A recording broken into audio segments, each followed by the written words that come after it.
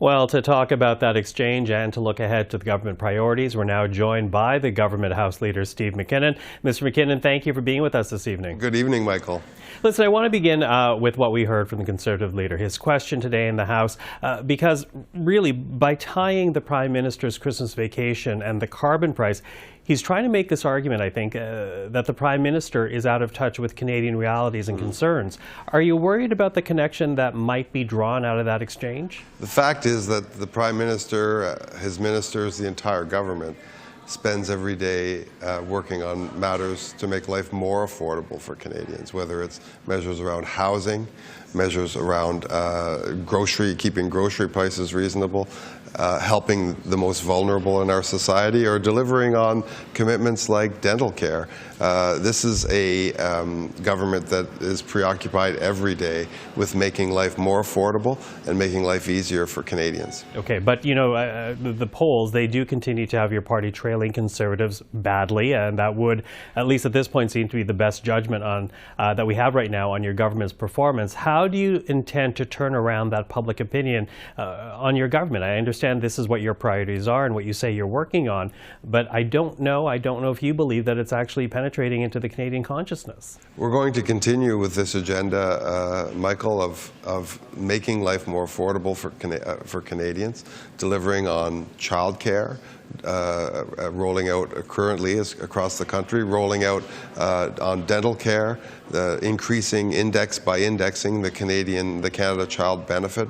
All of those things have been put clearly on the table by Mr. Poilievre as targets for cuts. Those cuts are coming, so we're inviting Canadians not just to consider the program we've put in place that helps Canadians every day put food on the table and pay the rent.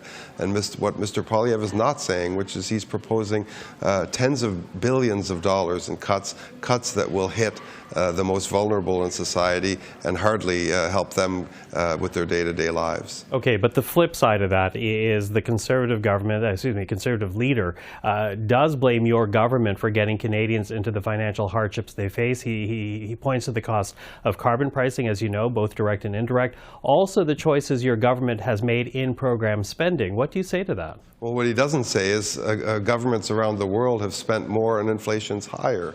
Canada has spent, relatively speaking, less than other members of the G7, and our inflation rate is lower in a general way than the rest of the G7. So if it's true here, it's true for the Conservatives in the United Kingdom. You know, Mr. Poilievre likes to blow hot and cold on this stuff, but what he hasn't done, what he has not done, is put a plan in front of the country. And we're, of course, inviting Canadians to listen not only to what Mr. Poilievre says, which often has a nasty, very right-wing populist tone, but listen to what he's not saying. What he's not saying is what he'd cut specifically, who would be hurt by that, what families would be hurt by that, and how much money lost to groceries, to child care, to dental care would Mr. Poilievre take out of the hands of Canadians, millions of Canadians every month. Okay, listen, quickly running out of time, but I do have to ask you about your negotiations over pharmacare with the NDP. We heard Jagmeet Singh basically compare negotiations with Liberals to wrestling a slippery eel, and those are his words, not mine. Do I take it things are going badly there? Well, as you know, the parties agreed that we'd take until the beginning of March to get this right.